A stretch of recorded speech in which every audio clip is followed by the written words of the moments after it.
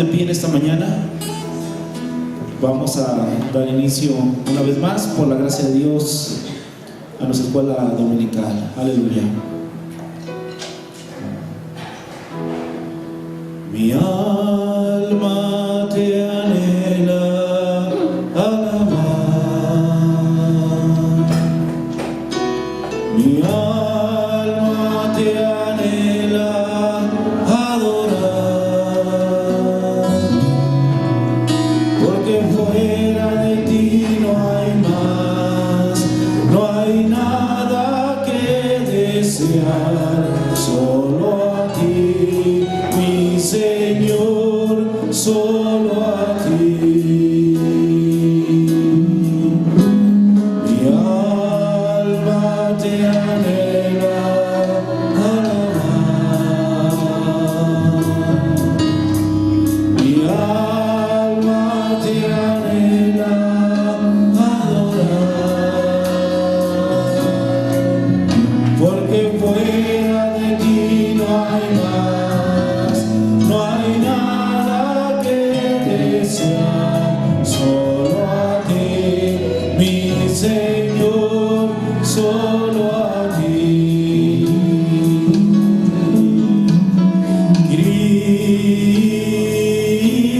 Cristo, maravilloso eres tú.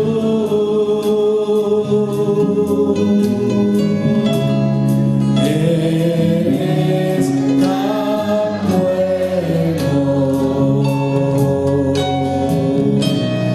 tan lleno de amor.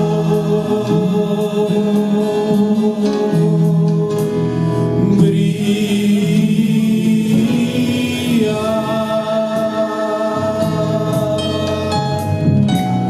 como brilla el sol.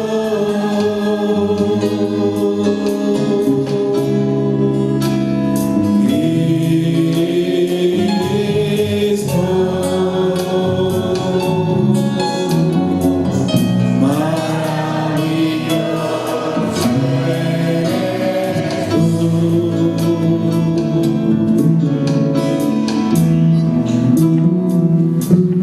Vamos a orar. Padre Celestial, te ruego, Señor Jesús, que en esta mañana tú vengas, Padre Celestial. Una vez más, Señor, tomes tu propia palabra y nos des de ella, Señor. Padre, venimos aquí, Señor, con el propósito de ser instruidos, Señor. Padre, por medio de tu Espíritu Santo y de tu palabra, Señor. Te pedimos, Dios, que tú vengas y hables tu palabra a nuestros corazones. En el nombre del Señor Jesucristo. Amén. Dios bendiga a cada uno de ustedes. Sean bienvenidos en el nombre del Señor Jesucristo a esta escuela dominical. No sé si en esta mañana termine lo que hemos estado hablando un poquito sobre lo que es la doctrina. Esto lo vamos a hacer cíclico. ¿A qué me refiero? Que después de la doctrina hablaremos quizá un poquito del orden o de la conducta, y así cuando terminemos una cosa, entonces continuaremos con la otra.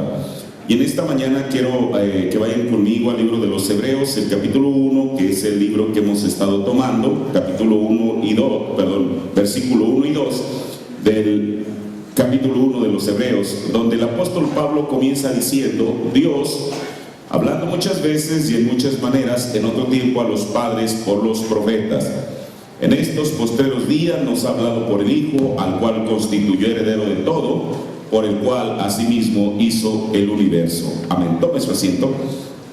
La otra semana nos quedamos en la escritura de Hechos 2:22, donde el apóstol Pedro les está hablando a los judíos y les está diciendo: varones israelitas, oíd estas palabras. Ahora, esto fue inmediatamente después de que el Espíritu Santo se derramó en el día de Pentecostés. Y él les dice: varones israelitas, oíd estas palabras. Para Pedro tenía importancia el hecho de que aquellos judíos que estaban escuchando, habían visto aquel evento sobrenatural que había sucedido por primera vez. El apóstol Pedro tenía un conocimiento de las Escrituras o la revelación para poder colocar, usted sabe lo que ahí estaba sucediendo ahí. Cuando ellos fueron al aposento alto, desde luego fueron por mandato de Jesús. Jesús en Lucas, el capítulo 24, les dijo y que fueran y asentaran en Jerusalén hasta que fueran investidos del poder de lo alto.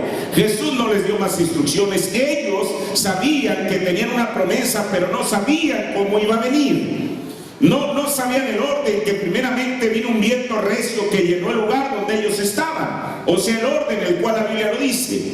Era, de pronto ellos se encuentran allí, y aquí hay algo importante. Ellos tenían que estar en posición para poder recibir la promesa que ellos tenían. Mire, y si hay una iglesia que tiene promesas, es la iglesia de este último tiempo. Pero el pueblo tiene que estar en posición, tiene que estar en el lugar que Dios quiere que esté, para que cuando Dios cumpla lo que ha prometido, entonces seamos receptores de aquello que Dios tiene para nosotros. Porque las promesas son para la iglesia. Por eso, el mundo denominacional ya tuvo su avivamiento. Lo tuvieron en los años 40, 50, y hubo una, si no estoy usando la palabra mal, una punta de lanza, un precursor literalmente, que vino a traer ese avivamiento, y fue el profeta, el reverendo William Branham, que nosotros reconocemos como el profeta de Dios. Antes de eso no había nada. A finales de los años 50 el avivamiento y el profeta lo previó, y por eso los críticos, los detractores tratan de decir que bueno, el profeta entró al asunto de la enseñanza porque el avivamiento estaba comenzando a menguar, pero ese era el plan de Dios. Así como ningún hombre puede él mismo, una sola persona, traer un avivamiento, tampoco un hombre, una sola persona es capaz de detenerlo. Eso está dentro del plan de Dios. Cuando el profeta salió, el ángel lo comisionó, él ni siquiera sabía las repercusiones que aquel ministerio iba a tener. Pero entonces, aquellos discípulos en Pentecostés sencillamente estaban listos, habían arreglado sus diferencias, estaban unánimes, y entonces estaban en posición.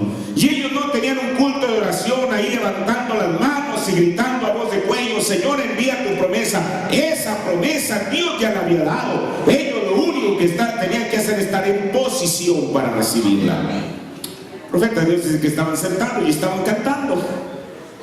Y entonces, de pronto llega un viento fuerte que llena toda la casa, que la sacude. Y entonces les aparecen lenguas como de fuego, y entonces comienzan a hablar en otras lenguas, y entonces comienzan a actuar como si estuvieran ebrios. Ese es el orden de Pentecostés. ¿Y qué es lo que pasa? Bueno, ellos comenzaron a actuar de esa manera. Ahora mire, estoy poniendo todo este antecedente para la escritura de Hechos 2:22. O sea, Pedro no iba instruido para saber el orden de los eventos y saber cómo colocarlos en la escritura. Pero ahí, en ese instante, el Señor le da la revelación. Cuando la gente se comienza a burlar de ellos, y como digo, el profeta, él defiende a su iglesia y dice: no están borrachos. Pero esto más bien es el cumplimiento de lo que fue dicho por el profeta Joel. Y se acuerda usted que ya vimos cuando hablamos de dimensiones cómo es que Pedro no citó todo el versículo de Joel, porque él sabía hasta dónde le tocaba el cumplimiento. Como cuando Jesús en Lucas 4, él toma el rollo, le dan el rollo, el libro del profeta Isaías, y él pudiera haber tomado Isaías 7:14, Isaías 9:6. Pero más bien fue al cumplimiento del tiempo y el momento en el cual estaban. Lucas 4. ¿Cuál es el capítulo que toma Jesús? Toma Isaías 61. Pero si usted se fija, en el versículo 2 de Isaías 61, ese versículo lo parte en dos. Uno, para cumplirse en su tiempo, cuando él dice: el Espíritu del Señor es sobre mí, para predicar lo que ya sabemos, las buenas nuevas a los quebrantados de corazón, a los ciegos vista, libertad a los cautivos, etcétera, etcétera. Él termina con esto para predicar el año agradable. Pero el día de venganza, que es exactamente un punto y una coma, lo divide, él ya no lo citó, porque él sabía que el día de venganza no era para su día. El día de Jesús era el día de misericordia y de gracia.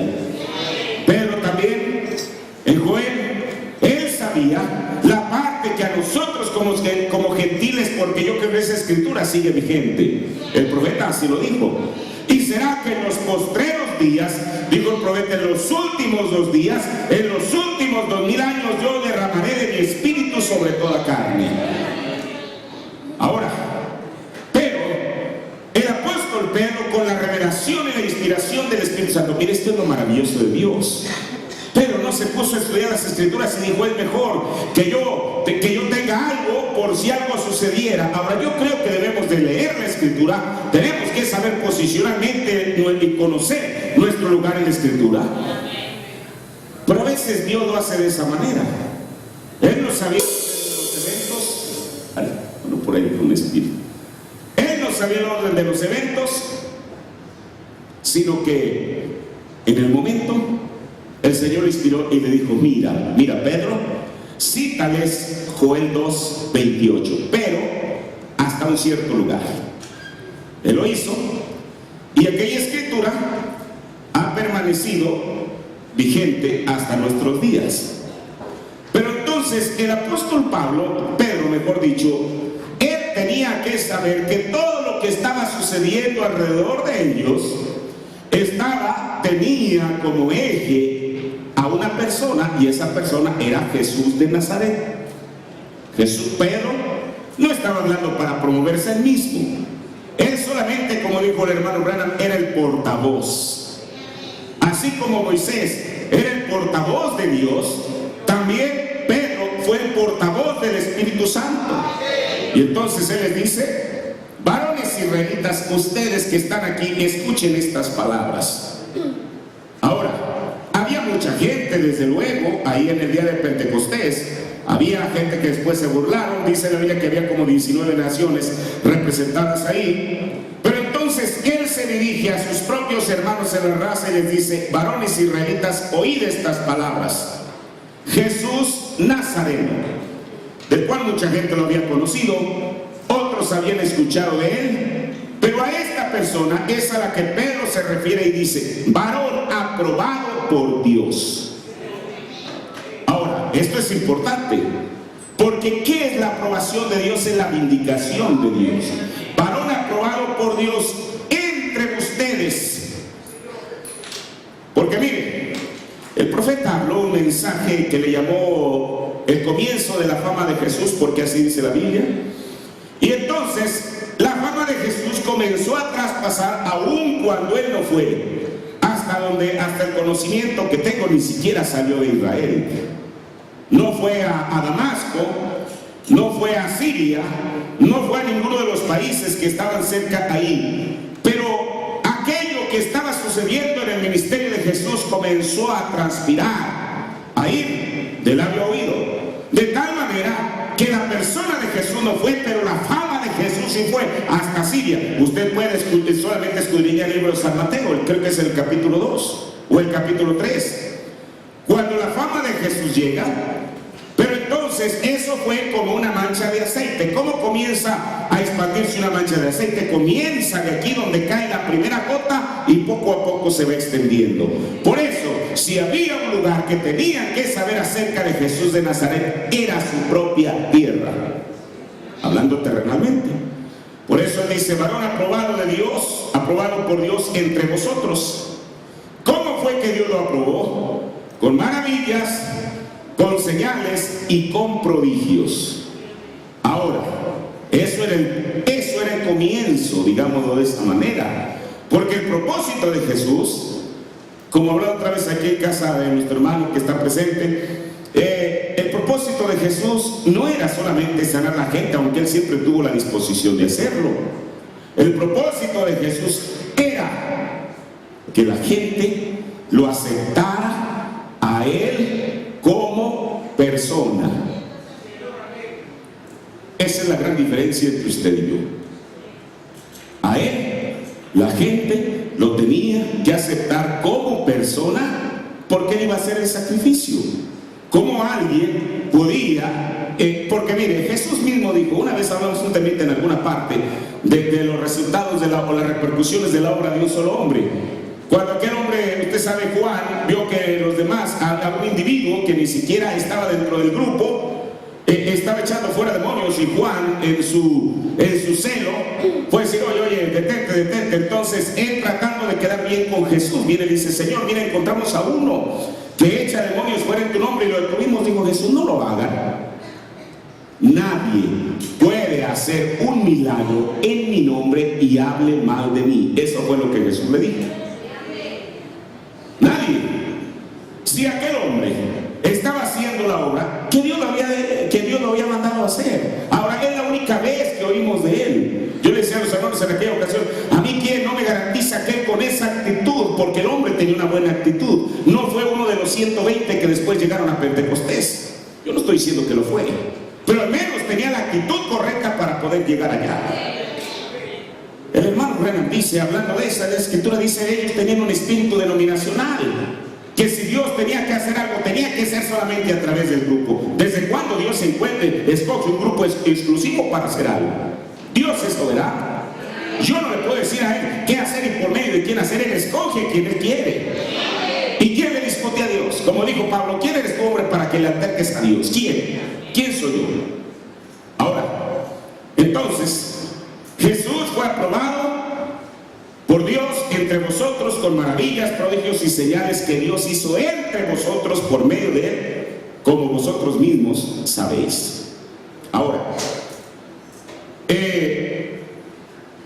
por eso, todo esto que hemos hablado en estos últimos servicios es para poner el fundamento, que si Dios envía a alguien, lo tiene que aprobar.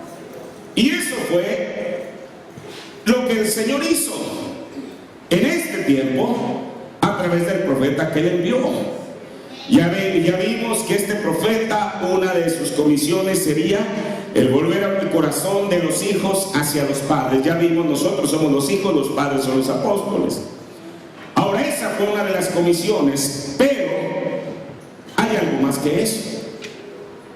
Porque desde que la Biblia fue escrita, no solamente en el Nuevo Testamento, sino aún en el Antiguo Testamento, Dios habló, como dijo el apóstol Pablo, muchas veces y de muchas maneras. Muchas veces, si uno lee la Biblia, el Señor, por ejemplo, tomemos al profeta Isaías, él trajo, ahora, ¿por qué? Mire, Dios envía a un hombre con un carácter de acuerdo a la edad, de acuerdo al tiempo en el cual les ha tocado vivir. Si usted, aunque fueron prácticamente contemporáneos, si usted compara el ministerio del gran profeta Jeremías con un profeta menor llamado Daniel, son distintos. ¿Cuál era el propósito de Dios enviar a Isaías? El regresar al pueblo, al original, puesto que ellos se habían ido tras la idolatría. Cuando ellos fallaron en hacerlo, el profeta dijo que Dios nunca llama al hombre a juicio sin antes advertirlo. Él tiene que decir. ¿Y qué fue lo que hizo Jeremías? Usted sabe, le dijo su mensaje a la gente. Aún lo echaron en una cisterna, lo exiliaron en Egipto, pero de todas maneras, ellos podrían, claro que no lo hicieron, pero si hubieran tenido la oportunidad lo hubieran hecho. Ellos pudieran haber matado al mensajero, pero nunca el mensaje, porque el mensaje ya estaba dado. No había de otro.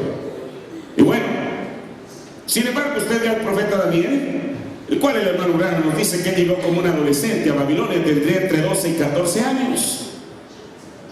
Pero él, desde que llegó ahí, mostró una conducta distinta a los demás adolescentes israelitas. Él y otros 3 jóvenes. ¿Y qué fue lo que hizo Daniel? Bueno, Dios lo utilizó aún en Babilonia para interpretar los sueños del rey, para hablar de profecías que se cumplieron, que se están cumpliendo y que se van a cumplir.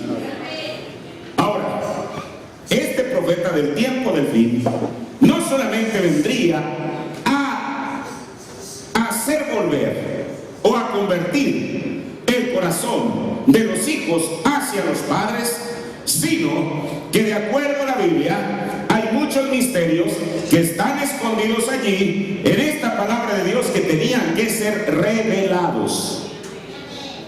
Miren, y una vez más, siempre es importante, principalmente, que uno como ministro encuentre el balance de las cosas. Yo lo he dicho y lo voy a decir una vez más. A veces hay ministros que solamente, bueno, tener a la gente y dice no, y yo lo acabo de escuchar otra vez, mi esposa estaba escuchando una predicación en internet y nada en contra del joven que está hablando ahí. Pero él estaba diciendo que aquellos ministros que mantienen a toda la gente siempre con misterios, bueno, eso en parte es verdad, pero no es toda la verdad. Yo creo que Dios envió su mensaje para ambas cosas, precisamente para traer a la novia en el centro. Ni solamente mantenerlos con una teología y formar grandes intelectuales, pero también por el otro lado siempre mantener a la gente en las tres etapas de la gracia. Yo me pregunto, bueno, ¿qué la gente, algún día la novia no irá más adelante que eso? Tiene que llegar. Y yo no estoy desacreditando ni la justificación, ni la santificación, ni el bautismo del Espíritu Santo. Esas cosas las hemos hablado aquí. Y son verdad, y son parte de la Biblia. Pero entonces, la Biblia dice en Apocalipsis 17, hay una escritura que usted, si yo le digo que la receta de memoria, sí se la sabe. La Biblia dice, sino que en los días de la voz del séptimo ángel. Ahora, ¿por qué es el séptimo? Porque un ángel es un mensajero. Mire, quiero aclarar esto. Nuestro mensajero, escuche, porque hay tantas cosas que se dicen.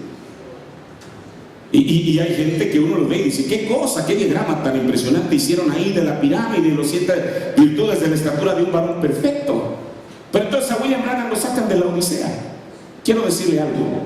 Cuando la Biblia dice, y escribe el ángel de la Odisea, ¿cuál es el ángel de la Odisea? Díganme. William Branham. Entonces, ¿a dónde fue enviado primeramente? A la edad de la Odisea. Usted no va a decir que la Odisea, cuando llegó el mensajero, ellos estaban en una condición que digan, oh sí, estábamos listos para recibirlo. Es más, ni siquiera lo recibieron. Lo echaron de ahí. ¿Por qué? Porque tiene que ser así. El profeta nos enseñó del tallo de la planta del trigo. Lo único, lo penúltimo que sucede antes del trigo es la cáscara, y esa es la cáscara pentecostal. Pero William Branham originalmente fue enviado a la Odisea, porque decir algo distinto sería decir distinto a lo que dice la Biblia. Y escribe al ángel de la iglesia en la Odisea. Así como yo creo que el ángel a la iglesia de Éfeso fue Pablo, a la iglesia de Sardis fue Lutero, a la iglesia de Filadelfia fue Wesley, yo también creo que el ángel a la iglesia de la Odisea fue William Branham. Y usted sabe, no faltan los argumentos. Ponen el candelero con cada uno de los 7 círculos y ven que en el último círculo no tiene ningún nombre. Bueno, ¿por qué no tuvo ningún nombre? Yo lo entiendo perfectamente. Es más, la gente se escandalizaba cuando el hermano Branham decía, ¿cree usted que yo soy un profeta? Él decía, ¿para qué está diciendo él mismo? Se está autopromoviendo como profeta. Pero fue lo que el ángel le dijo. Era uno de los requisitos. Y tú puedes hacer que la gente te crea a ti. Si no te cree, bueno, que despáchalos y que ahí termina todo. Pero el hecho de que él no le ha puesto nombre aquí, o que en algunas partes dice Elías, a veces se levanta una polémica con eso. Yo entiendo perfectamente el por qué William Branham no puso su propio nombre aquí.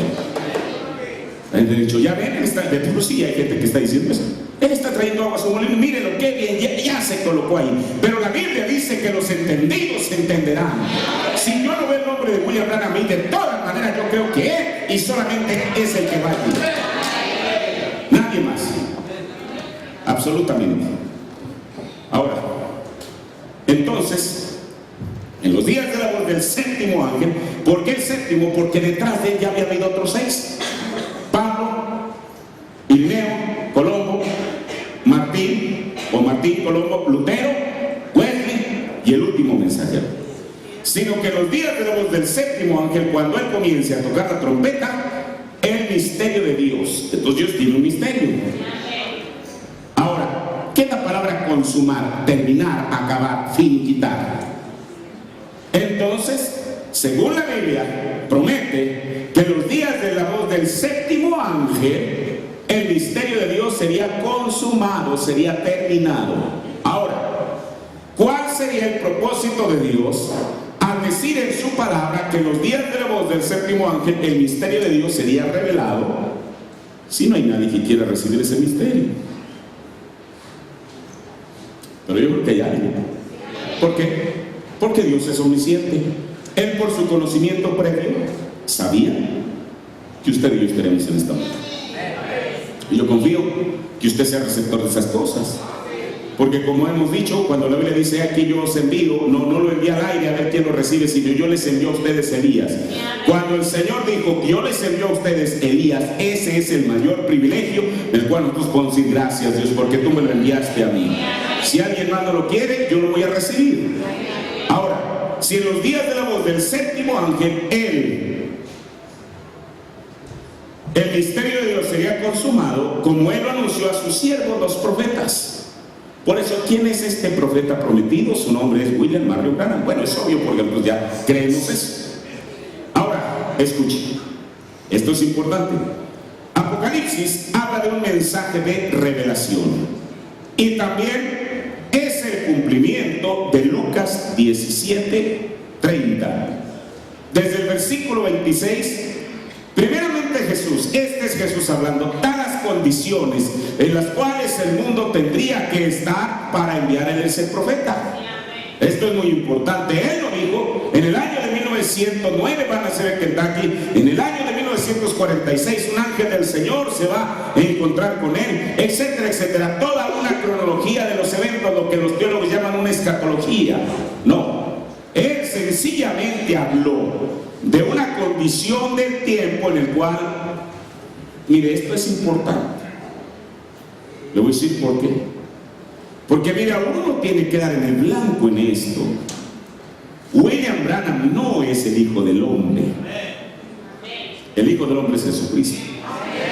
William Branham es un Hijo de Hombre para manifestar el ministerio del Hijo del Hombre. Porque si yo pongo a William Branham como el Hijo del Hombre, entonces yo lo estoy haciendo Dios.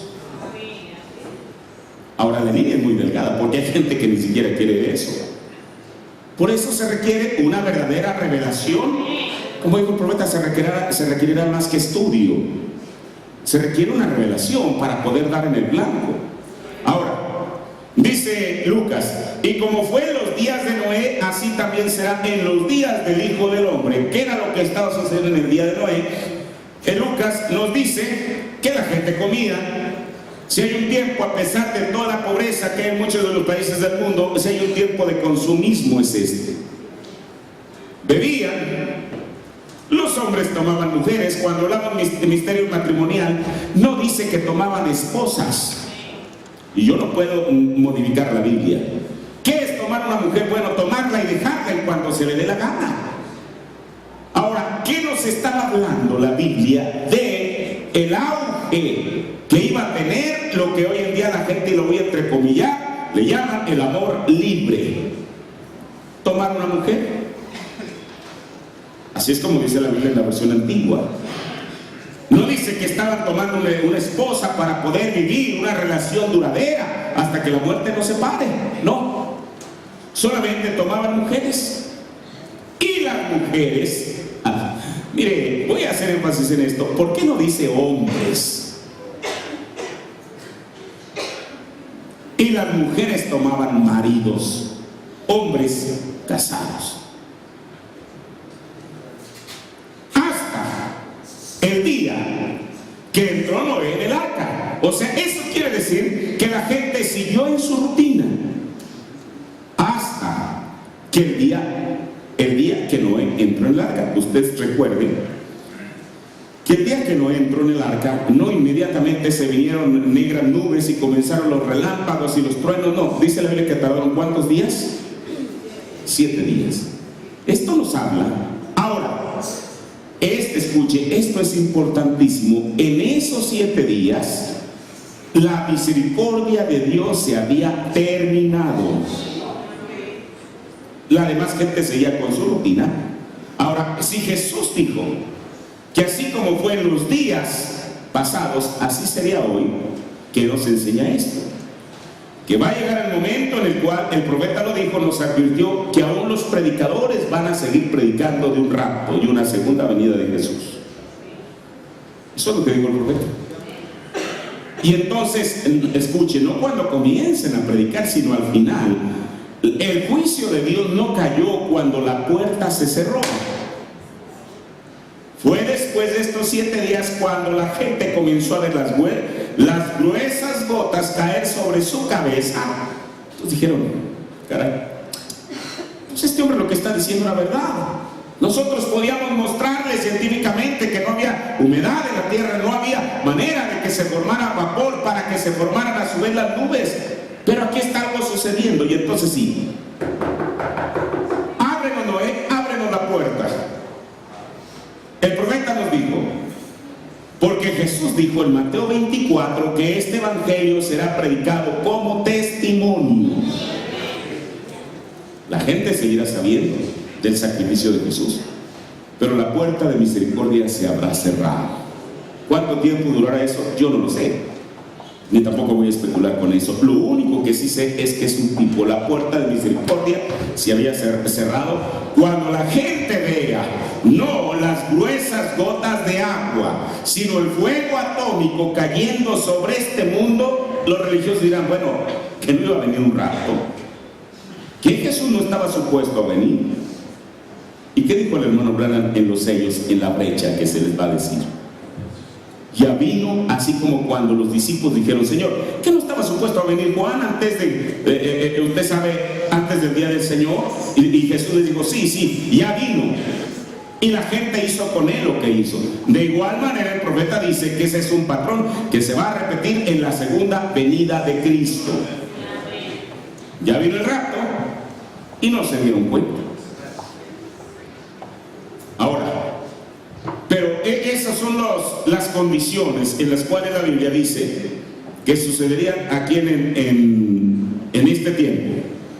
Asimismo, también, más bien, comían, bebían, los hombres tomaban mujeres y las mujeres marido hasta el día que entró Noé en el arca y vino el diluvio y destruyó a todos. Pero Jesús no solamente nos dio esa evidencia o esa señal, dijo, así mismo como fue en los días de Lot, comían, bueno, si ya lo sabemos, bebían, compraban, vendían, plantaban, edificaban. Eso es lo que las condiciones que prevalecían. Miren, una de las cosas, al menos en México y en Estados Unidos, en las cuales los gobiernos miden el crecimiento de la economía, ¿sabe cuál es? No sé cuántos saben. La construcción. Ahí. No en los que hacen clavos en la fábrica, no en los que hacen zapatos, en la construcción. Yo eso lo he escuchado durante años. Ahora, eso es algo que va a suceder, pero mire, el profeta nos dice algo más. ¿Qué fue lo que provocó el juicio en Sodoma? La condición de la ciudad. Eso fue lo que trajo el juicio en Sodoma. Por eso, como hablamos la otra vez, el incremento del homosexualismo no es casual, hermano. No es casual. Es para cumplir una profecía bíblica. La gente dice, es que nacen así. No es cierto. ¿Cómo dijo el profeta que de un año a otro en California habían crecido, no sé si un 30%? ¿Cómo? ¿Por qué? Porque hasta de un año a otro se dieron cuenta. No, porque hubo gente que por su propia decisión decidió cambiar el rumbo de su propia naturaleza, de sus propios afectos naturales, como dice el apóstol Pablo en Romanos. Y esas serían las condiciones que prevalecerían para que se manifestara, no para que viniera, para que se manifestara el Hijo del Hombre, según Lucas 17:30. Vamos a ponernos de pie. Señor, te damos gracias, Padre Celestial, Señor Jesús, por esta porción de tu palabra, Señor. Ella es verdad, Señor, y ayúdanos, Señor Jesús, a poder entenderla y recibirla en nuestros corazones, en el nombre de Jesucristo. Amén. Dios les bendiga, tomen su asiento.